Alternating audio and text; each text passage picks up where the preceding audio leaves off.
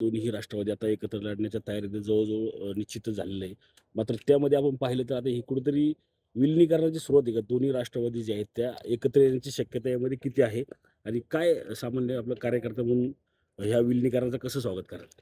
100% आमची भूमिका ही पहिल्यापासून तीच होती. हं. ज्या भाजपने इथं भ्रष्टाचार केलेला आहे, त्या भाजपला थांबवणे आणि जो शाश्वत विकास पवारसाहेबांनी केलेला आहे, त्या शाश्वत विकासासाठी भाजप विरोधी जे संघटना, जे पक्ष येतील, त्यांना घेऊन आम्ही महानगरपालिका निवडणूक लढणार आहेत. हं. आणि त्याचा प्रस्ताव आम्ही दादांना दिला होता. हं. आज तुमच्या माध्यमातून आम्हाला समस्येताईंनी त्या प्रस्तावाला होकार दिला किंवा काही ते मी ऐकलेली नाही बातमी. परंतु भाजपला सोडून जे पक्ष संघटनेतील त्यांच्यासोबतच आम्हाला महानगरपालिका निवडणूक लढायची आहे. हं. ह्याच्यावर आम्ही आजही ठाम आहे, कालही ठाम होतो. हं. आमचा अजेंडा क्लिअर आहे, भाजपला थांबवणे.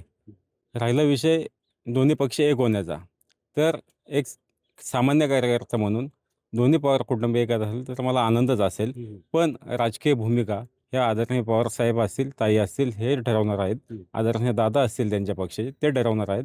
त्याच्याबद्दल आम्हाला त्याच्यावर काही भाष्य करायचं नाही आहे. परंतु महानगरपालिकेमध्ये 100% आम्ही सोबतच निवडणुका लढणार आहोत. पण कुठेतरी वाटतंय का आपल्याला, की आताच मध्यंतरी गौतम अदानींची भेट देखील पवार असतील किंवा ज्येष्ठ नेत्यांनी घेतली.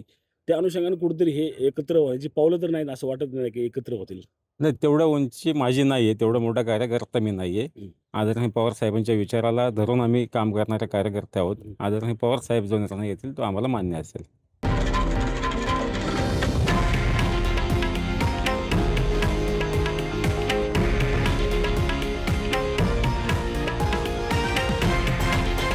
हे आहे देशातील नंबर 1 न्यूज नेटवर्क आणि आपण पाहत आहात TV9 मराठी, एकमेव.